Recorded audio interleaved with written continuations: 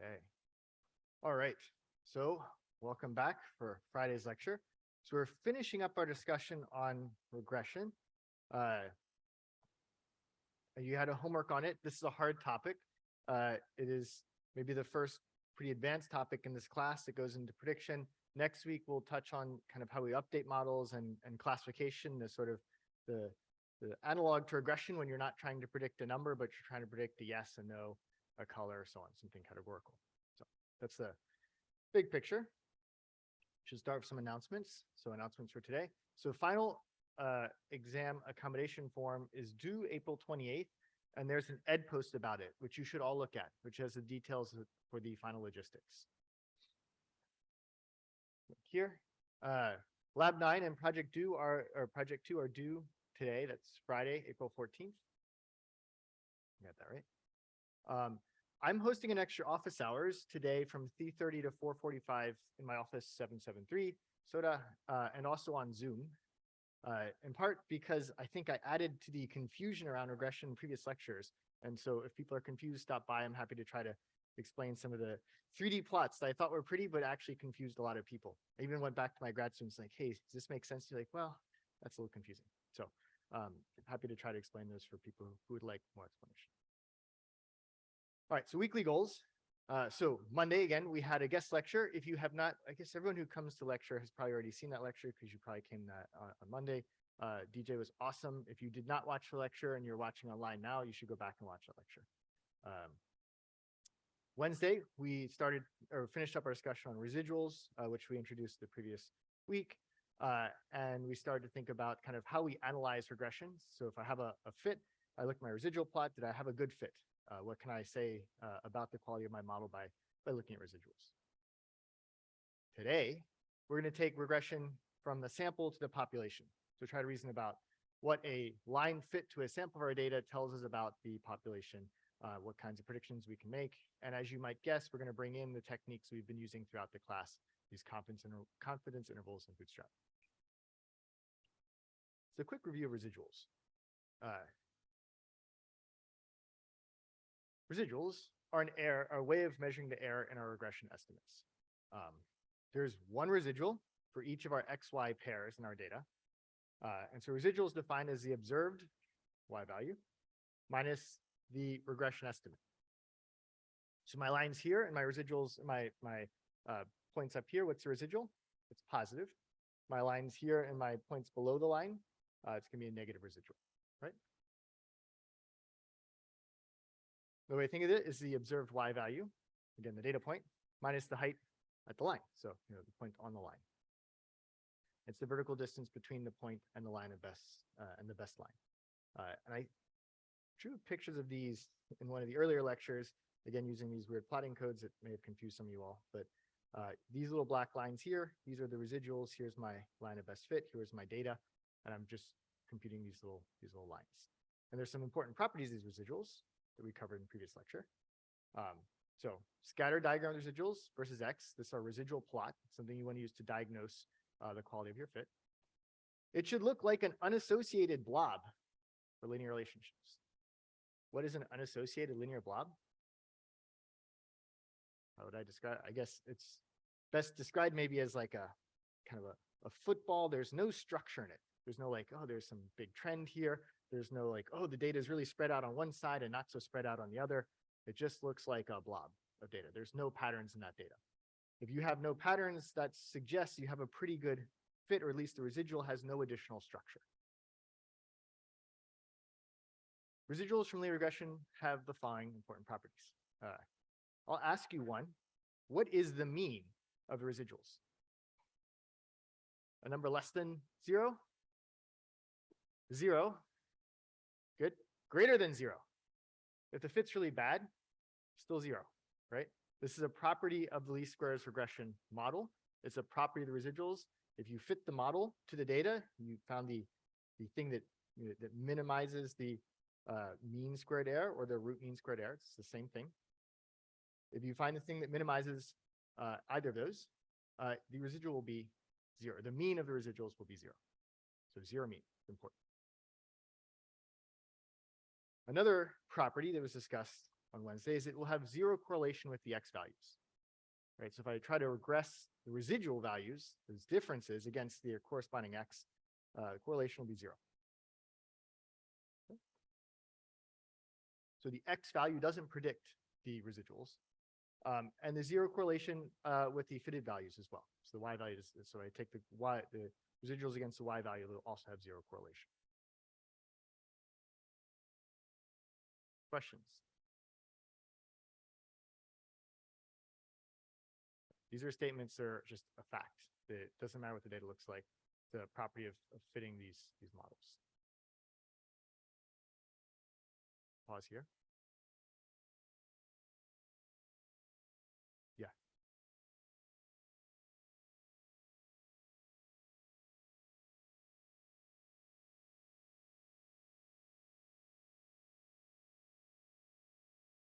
Mean squared error. Oh, yes, good. So in the lecture where I made a three-dimensional plot that confused people, we talked about how we define the quality of our line, and we described a couple of different ways to measure the quality of the line. We introduced the root mean squared error as the square root of the mean of the square of the residuals. That is a standard measure of the quality of a line. It has the nice property because it's the square root of the mean of the squares, that it's in the units of the original Y values, so it's a meaningful number. If we had not taken the square root, that is a different number, so they compute different values, but they have the same minimum, right? So if I say, here's a curve, it looks like this, and then I take the square root of it, it still has the same point that's the lowest. It's the value of the root mean squared error and the value of the mean squared error at the minimum will be different. One is squared. But the choice of line, the slope and intercept that minimize the root mean squared error is the same slope and intercept that minimize the mean squared error. So why would you use one versus the other? Well, in finding a line, you're always finding the thing that minimizes both of those. But if you're going to tell someone, hey, my mean squared error is 80 million, you're like, I don't know how to think about $80 million squared. You take the square root of it, and it's whatever square root of 80 million is. That's something that I can start to talk about in dollars, right? So when you tell someone the error, you should tell them the root mean squared error. But when you're minimizing something, you can minimize either. Computers prefer to minimize the mean squared error for reasons that are out of the scope of this class. So that's why we talk about mean squared error. But yeah. Other questions? Yeah. One more time.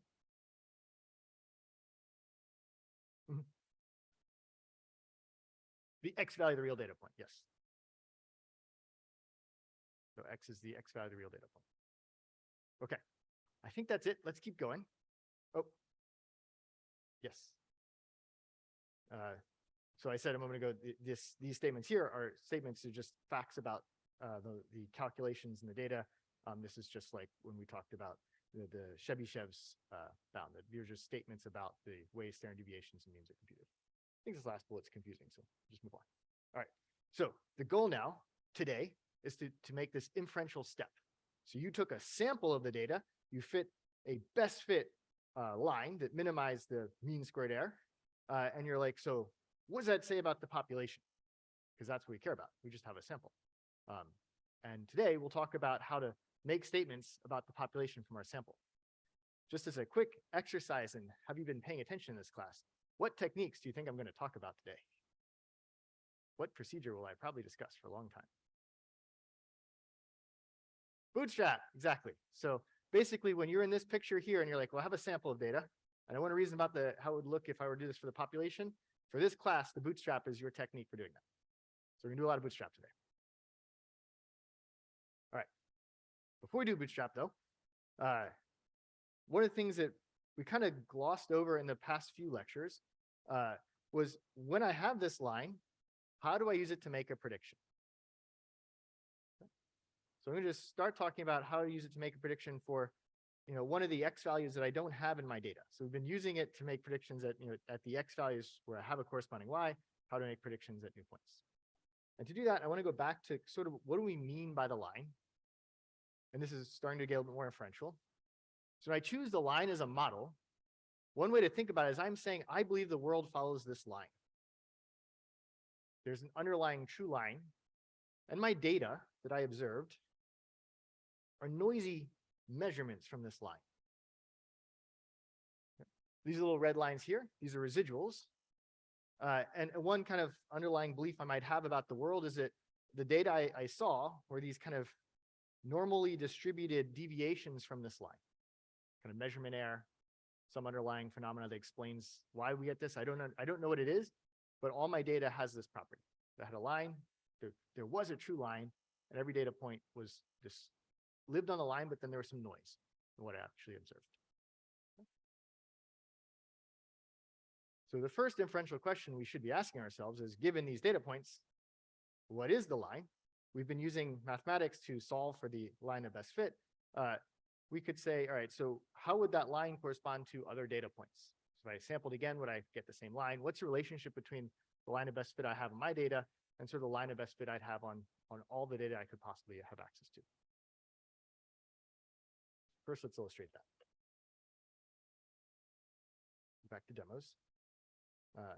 So I'm going to go back to using just the standard plotting and tools that we've been covering in the class today. These are the functions that we've been using throughout the class. You should be pretty comfortable with these. So if you're reviewing, you go through each of these lines of code, you go, these all make sense. That's a good review of the state of lecture up to this point. All right. Whereas this piece of code says, ignore this code. So proceed to ignore this code. This is code that has been written to show you these plots. So you can ignore what's going on in this code. What I'm going to do here is I'm going to have a true line. This is the green line. All these data points were drawn by random sampling deviations from this line. So that's my data. And then this is what we see when we get data. We don't get to see the line, right? And then we use regression to find the line that actually fits that data, to go back and compute the line that is the best explanation. And I've drawn both those here, and they seem to largely overlap. And this depends, I guess, on my sample. Let me run another one here. So here I have a slope 2 line. Yeah, I see it drew 10 points. So slope 2 line, I think intercept of -5. Here's my line, true line at points created. What we see, and then the regression line we've computed, and then how it compares to the actual true line again. I'll do this one more time. All right, so what's going to happen here? I'm going to draw 100 points with slope 2, intercept -5. Okay, so again, this is the true line. I sampled all this data by picking random points on the x-axis here, figuring out what they're on the line, and then I just added some random noise to that point. And this is normally distributed noise. This is the data that we would see. This is the regression. So we went and ran least squares regression, got this line. And then that starts to really line up with the underlying line that was used to generate the data. All right, so what's happening here? As I get more data, and I'm assuming this kind of noisy observations of the world, my line is going to get closer and closer to the true line, right? Kind of convergence is the law of large numbers. If I get more data, I'm going to get closer and closer to this, to the true value. Right. So the first kind of inferential concept. So if we believed our world was driven by a line, in fact, the data was created through this noisy process on a line, we would be able to use regression, and as we get more data, to recover the underlying line, the true line.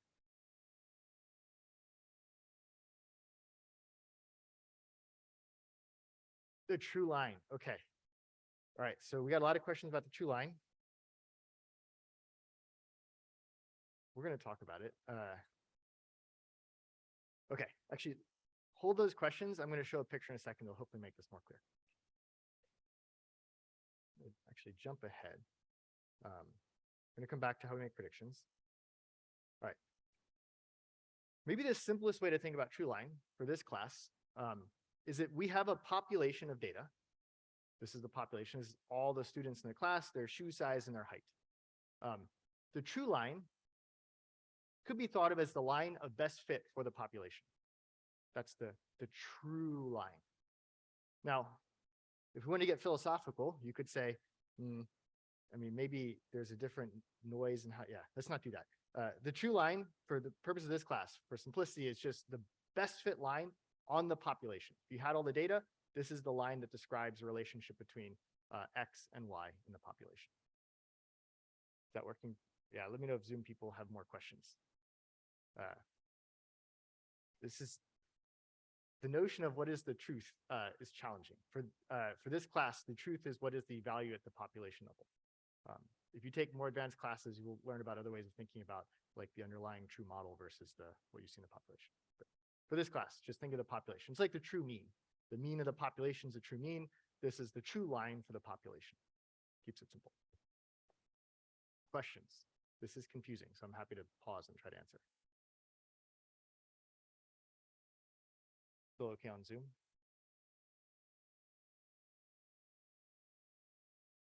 Okay, so on the population, if I take all the data that I care to study for the population, so that is the population, I run regression on the population, that line will be the true line.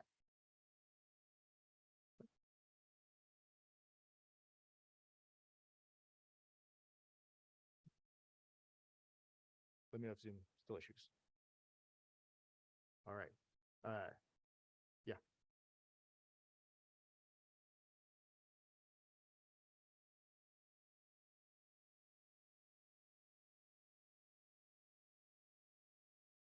Yeah, so the regression, I'm going to jump ahead here. So if I ran regression on the full population, that is the true line. That's like there's a true mean of the population. There's a true best fit line for the population, right? I don't get to see the population. I only get to see a sample. So on my sample, I run regression. I get a different line. Now the question is, how does the line I got relate to the true line that I would have gotten for the population?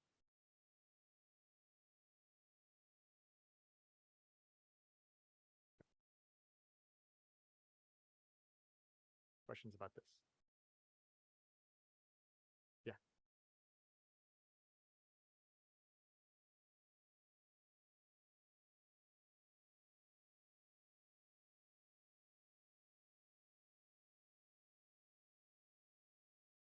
All right. So why do we need a regression line? Why can't we just use the true line? All right. So again, first important point is we don't typically have access to the population. So we have a sample. And we want to know what's the relationship between X and Y. We want to know what the relation between X and Y and the population is. That would be ideal. If we believe our model is true, if the model is correct, the population does in fact follow a line, then we fit the best fit line on the population, and that is that is the true line. That is the line of best fit for the population. But we don't have that. We have a sample. So we run best fit on our sample.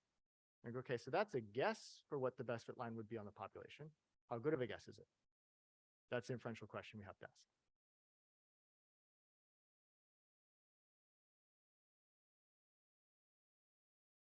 How's Zoom doing? Okay. All right, sorry, this is complicated. We're going to spend the rest of this lecture talking about what we can say about the sample as it relates to the population and what that means about things like the slope or predictions we might make using that line. But I first need to talk about how to make predictions with that line. It's just pretty straightforward, but let's walk through it. All right. This is where true is going to come to bite us a little bit, but we'll walk through it. If the data came from the regression model, so if we actually believe that the population is in fact along the line, that would be the true line, then the response value that we would predict, if we believe that, would be the thing on the line itself, right? So let me go back to this picture. Right. So this is my line. I could say that these are sort of noisy observations of this line, and this is the true line, and really everyone's height is a function of their shoe size, right? Then if I believe that, which is a modeling assumption, models are not true in practice, but that gives us a way to think about the world. Then if I had an X value for something, for your shoe size, I would look at the line, that would give me a prediction for your height, right?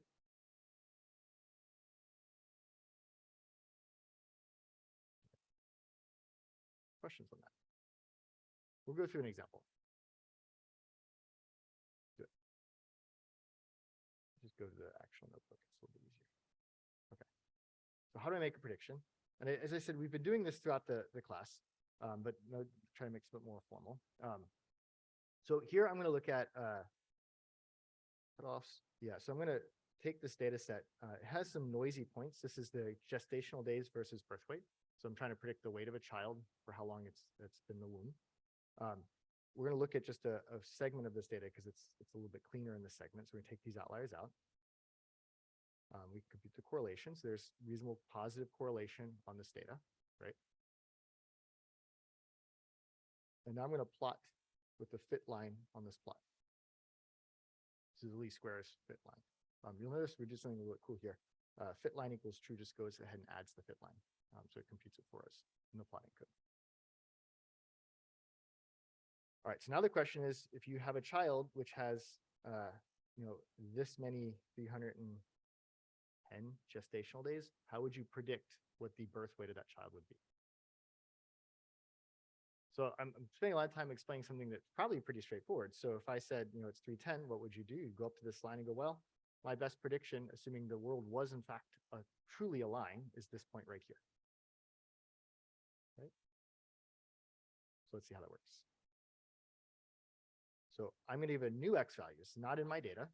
And I have my table, my x and my y columns. So to make a prediction for the new value, I'm going to take the slope times the x value that I want to make a prediction at, and the intercept.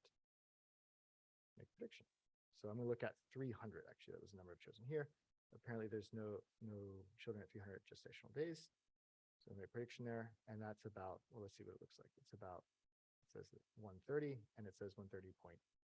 So the way to look at this is to make a prediction at this point on the x value. I just go to my line, make a prediction at the corresponding y value.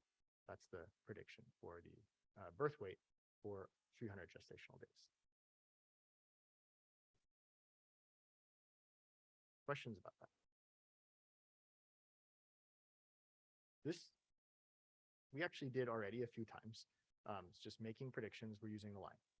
Right. The reason I want to make sure we talk about that is now we could ask, what if I had a sample and I get a different line, I'd make a different prediction. So can I start to quantify the variability in those predictions for each of my samples? How's Zoom doing? Lots of questions. No.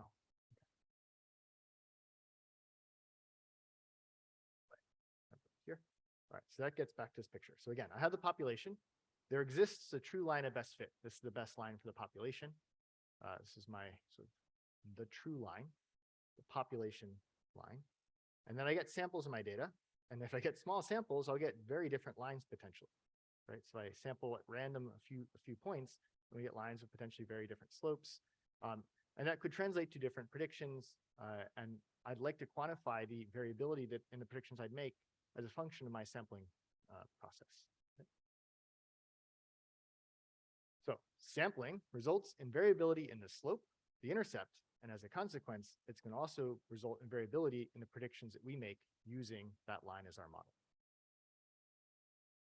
So first, we'll start with prediction variability. So if I take a point on the x value, on the x-axis here, and this is, let's say, again, this was gestational days, and I fit different lines for different samples of my data, I will get different predictions for the value of the birth weight. So how do I compute the prediction interval? Instead of a single point, I want to put a little interval based on my sample. Can someone tell me how I would do this using your intuition from the class thus far?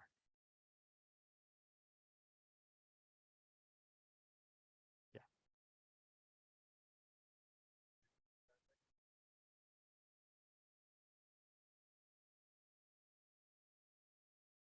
Yeah. So could I use bootstrapping, compute a bunch of slopes and compute the 95% confidence interval in the slopes? I could. In fact, that's the answer to the next segment of this lecture. But you're exactly on the right process. So how do we solve this problem? It's a randomness in our sampling. We can, and this is a crazy term, we're going to bootstrap the plot. So I'm just going to make many versions of this plot sampling with replacement from the data. Each of those plots will have a different slope. I will compute a slope, an intercept for those plots. I can make a prediction with that slope and that intercept.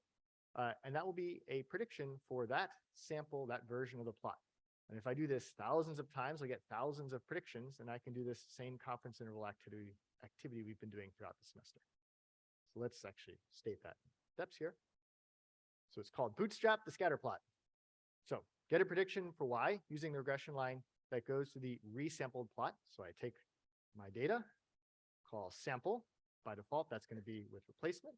I'll get a resampled version of my data set. I'll fit a line to it. I'll make a prediction, and I'll repeat these steps many, many times over. I will draw an empirical histogram of all these predictions, and I will get the middle 95% interval.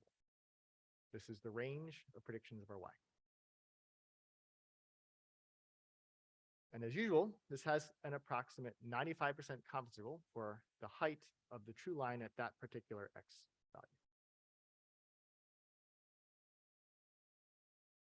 Let's try it, and then we'll do some questions.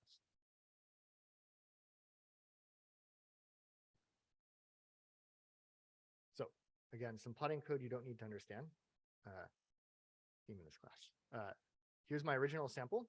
I have bootstrapped the sample. So which is to say I just took a sample of the data, called .sample, that's with resampling, producing a data set of exactly the same size, and then I make a scatter plot. You know, so there's some variability in these scatter plots are, fairly similar. There's a lot of data here, but there's some variability. And that variability in these scatter plots is going to translate to variability in the lines, their slopes, intercepts, and as a consequence, my predictions. Let's see what that looks like.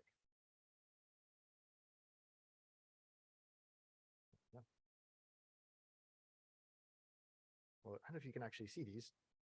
Here I've made 4 resamples, and at 300 I've made a prediction, and these, I think it's changing a little bit. This Y value, when I went to this line, went over here. For the same 300, I'm getting a little bit of variability. So I'm looking at kind of the variability of where this lands on this Y-axis, right? And that's the variability, the prediction variability that I want to model. I want to get a confidence interval for. I think there's a better plot. Let's make this plot here. Cool. So what's done here is I've taken my birth data, I've sampled it with replacement, and I've computed the slope here and the intercept here. And I've added a row to my table, which is slope, intercept.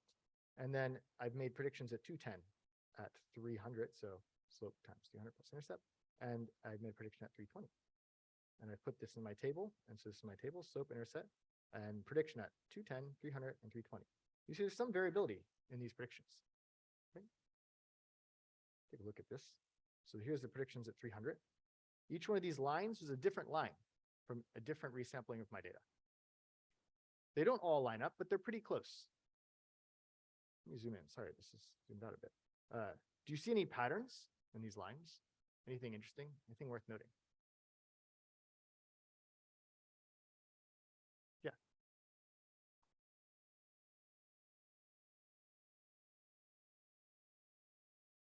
Exactly. So these lines kind of come together at essentially the mean of the birth of gestational days and the birth weight. So like right here. So 280, 279, and 119. Why is that?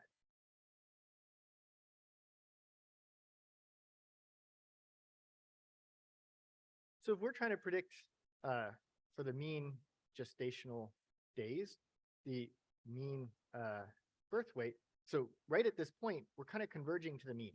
So all these plots probably have roughly the same mean and roughly the same mean on the X and on the Y values, right? So the lines are all going to go through that mean X, mean Y point. And since those means are going to converge as we take lots of samples of our data, they're going to be pretty similar on the mean. We're going to see them come together. But maybe come back to these plots up here. When I have variability on these ends over here, I'm going to get more variability on the shape of these lines as I go further away from the mean. Right? So my predictions around the mean, when I'm predicting around mean X, are going to have lower variability than as I move away from the mean. I'll show some of that in a moment.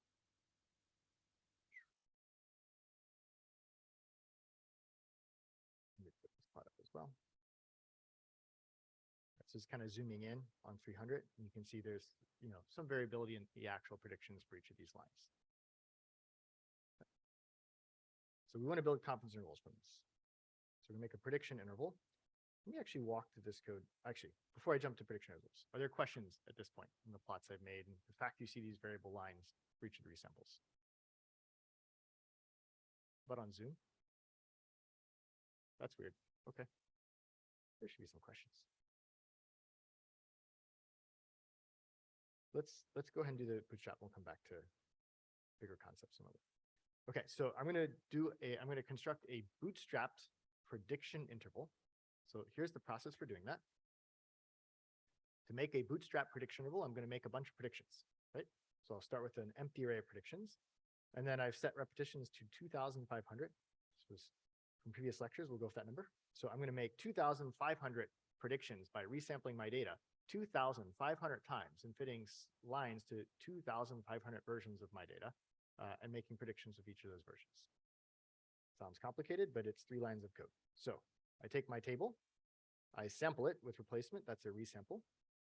We have this function called prediction at, which takes my table, x and y, and the new x that I want to predict at. It's going to make a prediction at that location on my plot. So that's my predicted y. I'm going to add that to my set of predictions. So I'm making many predictions at a particular value of x. To construct the confidence interval, I use a percentile function. What confidence interval am I computing here? Read the code. This is a 90% confidence interval. 95? 99? So why is it a 95% confidence interval?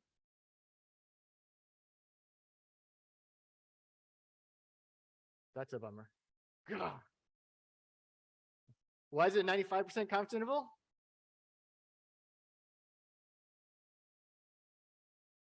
Better answer. Well, your first answer is even better still. Yes, so when I remove the comment, it becomes clear that you have to read the actual code. It is a 95% confidence interval because I've taken 5% away. So I have 90, and then to get 95, I need 2.5 on the left, and then I need to go to 97.5 on the right. Questions?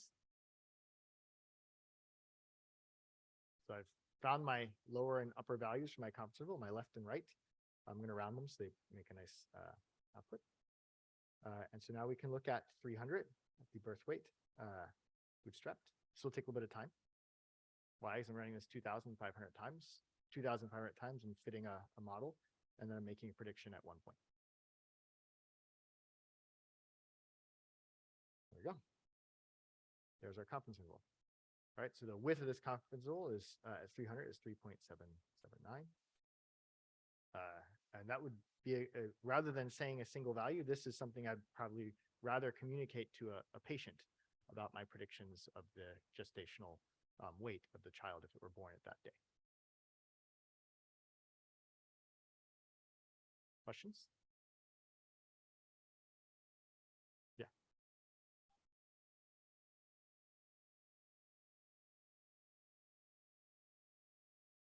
It's generally centered around the mean.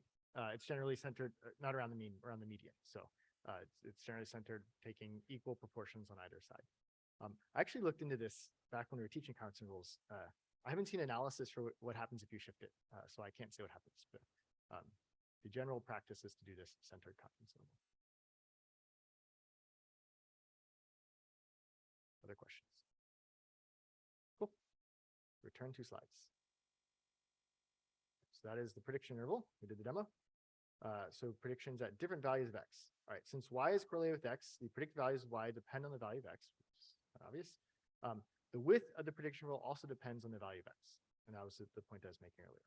So typically intervals are wider for values of x that are further away from the mean.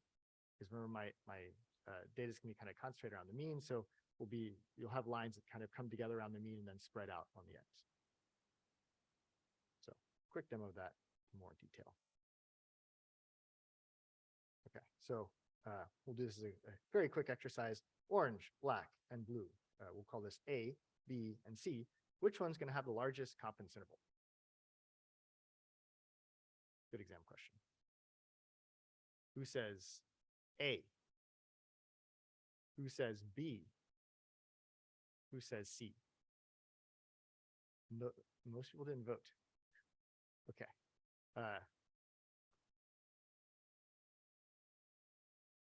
I want everyone to vote. Come on, make a guess. If you don't have an idea, just pick a random letter. All right, ready? A? Okay. B? Okay. C? It's tricky. All right, maybe talk to the person next to you. I want to see if the values change after discussing. A, B, or C? Which one's kind of the biggest confidence interval?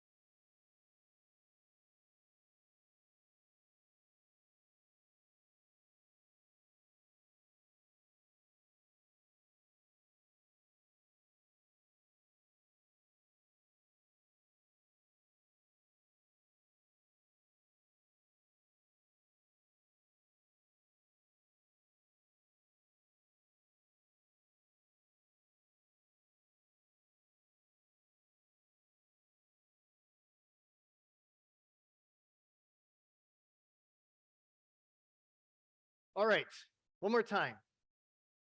What confidence interval is going to be the biggest for our predictions? Prediction confidence interval. A, B, C. Man, what happened is fewer people voted. That makes no sense.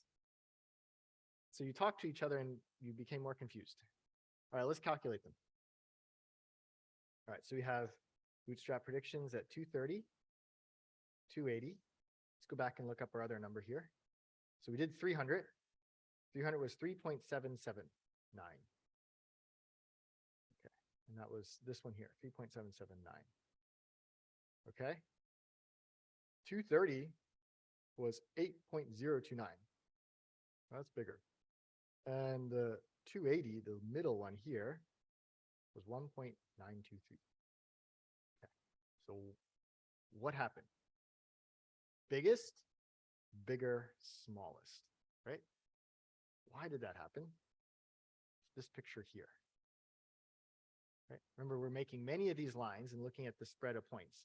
There's more spread over here, least spread here, and some spread here. Does that make sense? So as we get closer to the mean, our predictions are going to be kind of good. They're going to concentrate.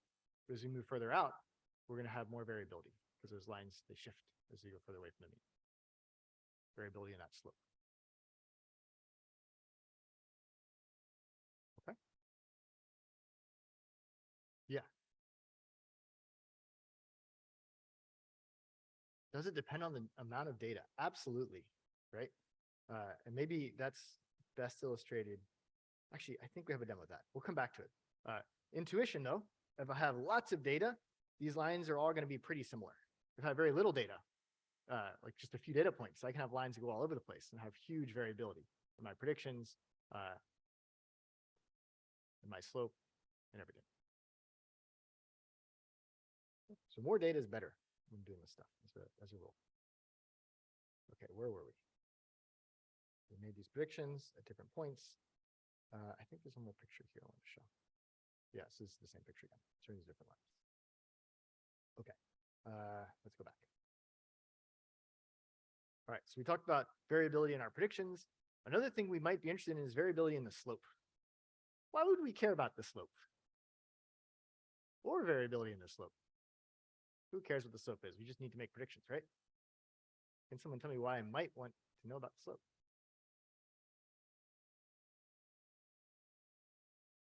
Let's talk about, yeah, give me an answer. So I use the slope to make predictions, but I said we can do confidence intervals and predictions. Why do I want confidence intervals on my slope? One reason we might care about the slope itself is what's the relationship between gestational days versus the birth weight? There's no relationship. Is it slope 0?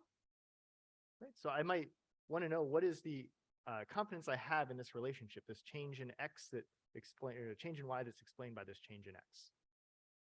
Okay. So we can use, in fact, this might become increasingly obvious, we can use the bootstrap to estimate many different slopes and build a confidence interval on the slope, right? And so in this example here, I had very few data points, and I sampled unluckily. I got very different lines. In fact, the slope was positive here and the slope was negative here. Okay, so we can have variability in the slope, and we want to be able to estimate that confidence interval because the slope is a number that you might want to tell someone. Like what's the change in birth weight as a function of gestational age? It's a number we might want to report. All right, so how to do it? Same thing. Bootstrap the scatter plot. So resample your data, find the slope of the regression line. Don't even need to make a prediction, just find the slope and repeat. And we'll get many of these slopes and we'll build a confidence interval just as we've done before, 95% interval. Okay. Let's actually do it. All right, so we have the birth weight. This is the same plot from before. And we had a slope for the entire data set for our, it's actually a sample. So we had a slope for our sample. So that's 53.7. So that's what is that? And what units? This is gestational days versus birth weight in ounces, grams. Let's say it's in ounces. Actually, I don't like ounces. Let's say it's in grams. So what is this? What's the units of this slope?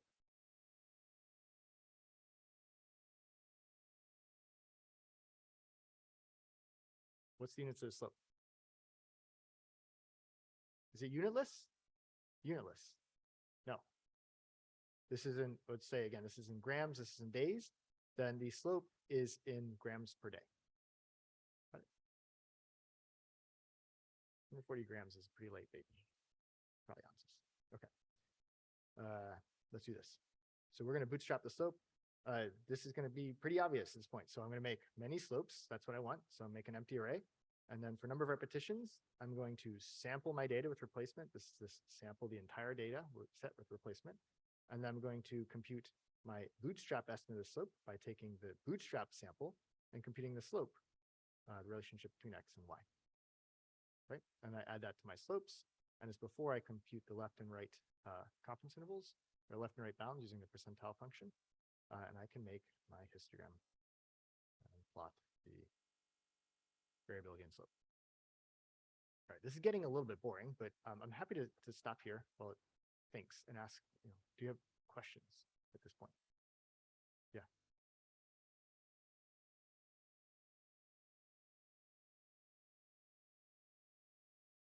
Okay. Yeah, so there's this pattern in this class. We use this bootstrap. You should be at this point, all right, that's a pretty cool tool. So whenever I don't know the kind of variability in my, how my variability in my sample translates to population, use the bootstrap. What do we say that you should check when using the bootstrap? That this curve looks kind of like this, that it's nice and kind of symmetric and looks sort of like a normal, right? Peaked at the center. Yep. Yeah.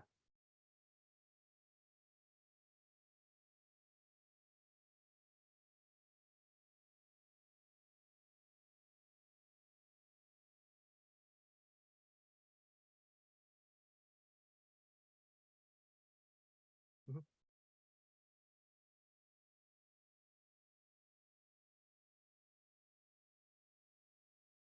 Yes, let's go back to the slides. So what is the difference between the slope variability and the prediction variability? All right, so remember, each of these examples here is a separate sample of my data. Let's say in this universe, this was the sample I ended up getting of that huge population of data that I had on the left side of the slide. There are different numbers I could want to compute. So just going back, one thing I might want to compute on my sample is for this point, what's the prediction? So that's this black line here. That's the height of this line. And then what's the variability I would have gotten if I had taken different samples? That's a number I care about. That's my variability in my predictions for different samples. But now we said, okay, well, that's one thing I might care about. Another thing I care about is the slope. That's the ratio between the increase in Y and the change in X, right? It's just a number. I got that number for this plot, and I can get that number for this other sample too. And for any sample I get a number. And so you go, so I've got this slope that I computed using my Python code on my sample of data. And how does that relate to the true slope of that true line? If I had all the population, I could compute the slope for everyone. What's the relationship? And I took a little sample. It was like a 4-person sample. I probably don't have a very good estimate of what the slope is. There's probably a lot of variability. If I took a bigger sample, I would have better estimates of what this true slope would have been. If I get the whole population, I have the number, but I don't get the population. I have a sample, right? And so this confidence interval is trying to describe, what's my variability in this process? My sampling variability means I would have gotten a lot of different slopes. 95% of my samples, of my slopes, would be in this range.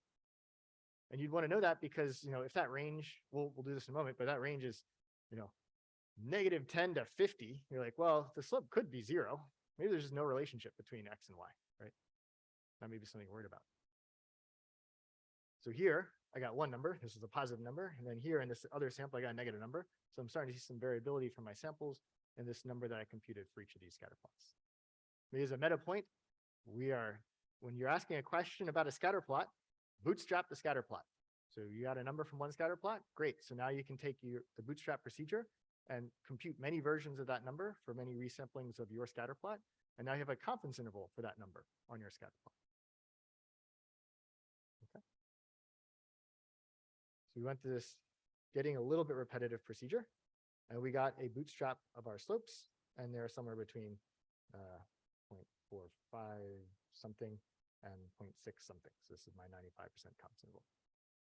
But you notice 95% confidence interval doesn't contain 0, so I'm pretty sure that this is a upward going slope, and there's some relationship. I have some confidence. And I think that leads me to my next exciting part of lecture, raining on the parade. We're almost done. Okay, so raining on the parade of regression. I don't know if this is raining, but it's an issue. Okay, so we observed a slope in our sample. You're like, yay, I think there's a relationship between birth weight and gestational age, right? But what if the sample was just lucky? I luckily found this relationship. Another sample, the relationship could have gone the other way, right? This is the question we were getting a moment ago, or maybe even worse. What if it's just flat? There's no relationship at all. I just got lucky with my sample. This is the question that we're ultimately getting at when we want to construct these confidence intervals on slope. We're typically wanting to know, does this confidence interval contain 0? Because if it does, maybe there's just no relationship. That's not good, right? So if you're doing regression and you do this regression analysis, you do this confidence interval on your slope, a very reasonable question is, does this slope contain 0 in the confidence interval? So let's actually look at how this could happen. All right, so I've chosen thing here. I've used this draw and compare function. I've said I want slope 0, intercept 10, and I want 15 points. There's my cloud of points. Here's the true line of that underlying data set. These are the noisy observations from this line. This is all you get to see. So this is data that you downloaded from the internet. And you go, okay, that's my data. And you fit a line to it, yay, positive slope, right? So do you believe there's a positive slope in this data? It has a positive slope. So this is where I want to use a confidence interval. If I do this again, which is kind of neat, so that includes positive slope, I could run it again. I bet I can get a negative slope. So again, no slope at all. There's no real trend in my data, but I only have 15 data points sampled from this no real trend. That's the data I see. Oh, another positive slope. Keep repeating this process. So again, data has no trend. Oh, I got a negative slope. So even though I have no trend in my data, just because I took a little sample and I fit lines to my little sample, I can see trends that don't exist. And I want to know, is there a trend? Which sounds a lot like a hypothesis test, right? Let's take a look here.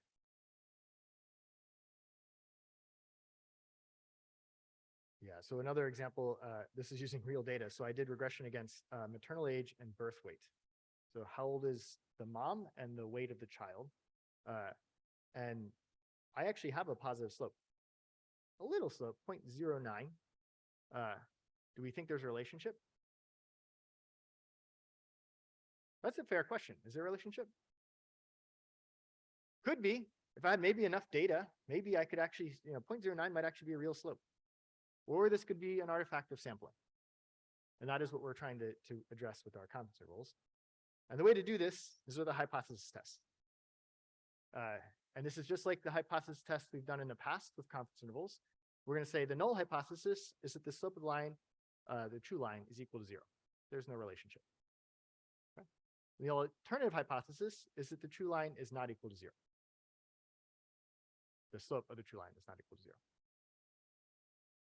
So if I bootstrap this line here, okay, which did have a positive slope, and I have a lot of data here, so maybe I actually believe there's a positive slope there. Maybe maternal age does predict birth weight. What do you think my confidence interval is going to say?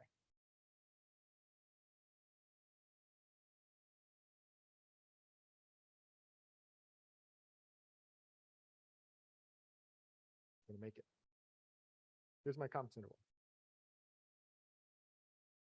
What can I conclude from this confidence interval? It goes from negative 0.01 to positive 0.03-ish. 0.3, negative 0.1 to positive 0.3. Yeah. Yeah, I can't rule it out. 0 could be a value. So I don't have enough evidence. I can't say with significance that the slope is not 0. So I can't reject my null hypothesis. So we've just used a confidence interval to answer a pretty important question. Does, at least in our data, do we have evidence to suggest that the age of the mom determines the birth weight of the child? Okay, we have actually finished all that we need to do with inference on regression. I will see you all on Monday. Ward office hours.